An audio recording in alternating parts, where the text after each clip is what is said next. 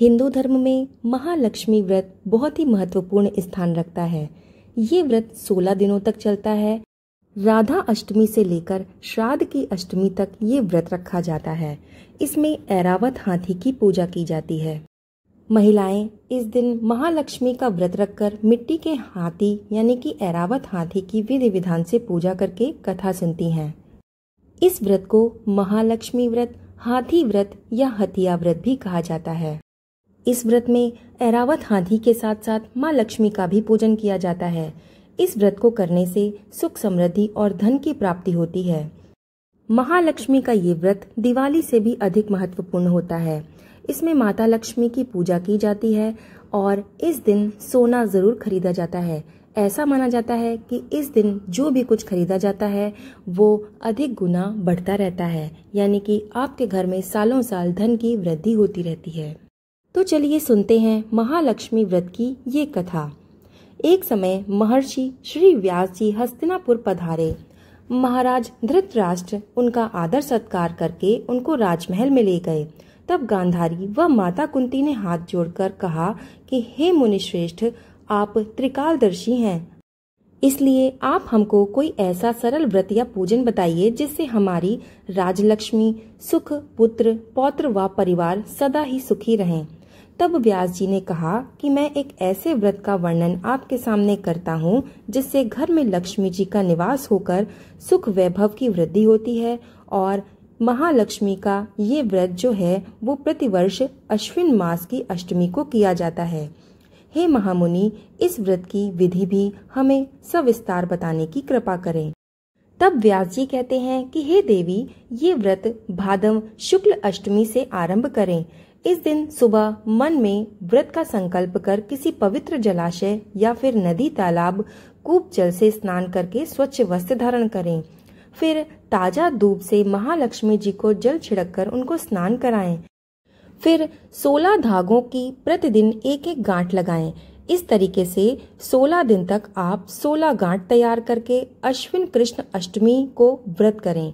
मंडप बनाकर उसके नीचे मिट्टी के हाथी पर श्री महालक्ष्मी की प्रतिमा को स्थापित करके पुष्प मालाओं से लक्ष्मी जी व हाथी जी का पूजन करें और अनेक प्रकार के पकवान और नैवेद्य उनको समर्पित करें। इस तरह श्रद्धा भक्ति सहित लक्ष्मी जी का व्रत एवं पूजन करने से आप लोगों की राजलक्ष्मी सदा स्थिर बनी रहेगी। इस प्रकार व्रत का विधान बताकर व्यास जी अपने आश्रम को आ गए।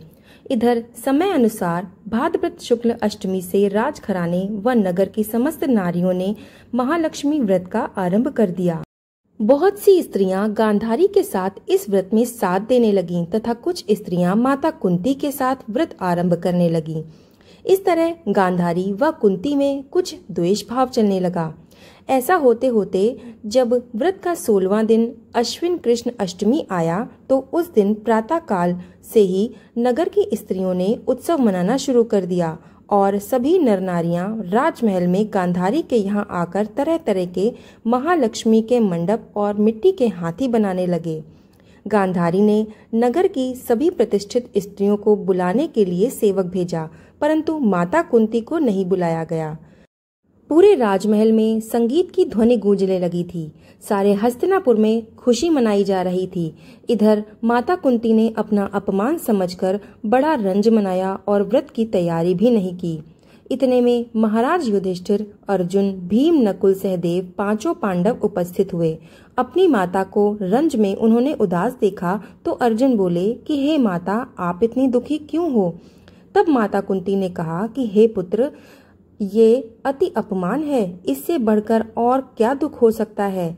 आज हमारे नगर में श्री महालक्ष्मी का व्रत का उत्सव मनाया जा रहा है और इस उत्सव में राजरानी गांधारी ने समस्त नगर की स्त्रियों को सम्मान सहित बुलाया है, परंतु द्वेष के कारण मुझे अपमानित करने के लिए मुझे उत्सव में नहीं बुलाया है।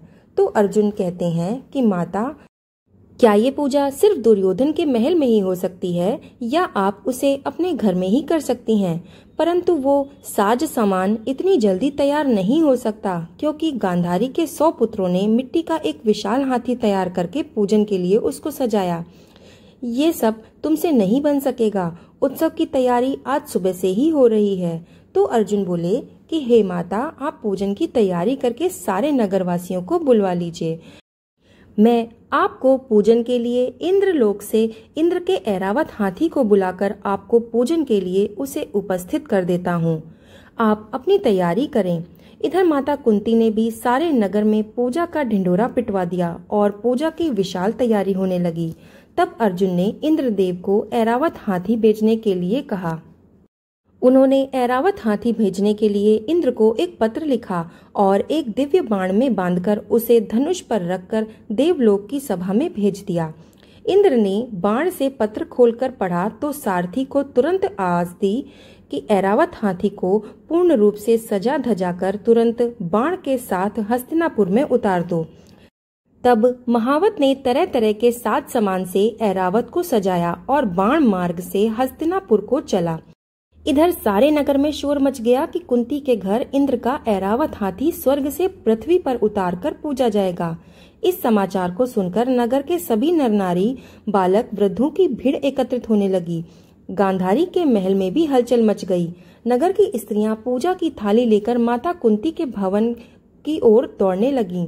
देखते ही देखते सारा भवन पूजन करने के लिए नारियों से ठसाठस भर गया।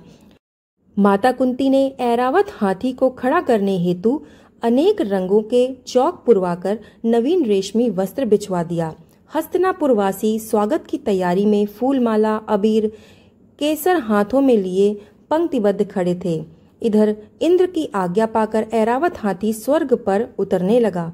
ऐरावत के दर्शन होते ही सारे नगरवासियों ने जय जयकार करना आरंभ कर दिया। शाम के समय ऐरावत हाथी माता कुंती के भवन के चाक में उतर आया। तब सब नर नारियों ने पुष्पमाला, अबीर, केसर चढ़ाकर उसका स्वागत किया। पुरोहित द्वारा ऐरावत पर महालक्ष्मी जी की मूर्ति स्थापित करके वेद मंत्रों द्वारा पूजन किया गया।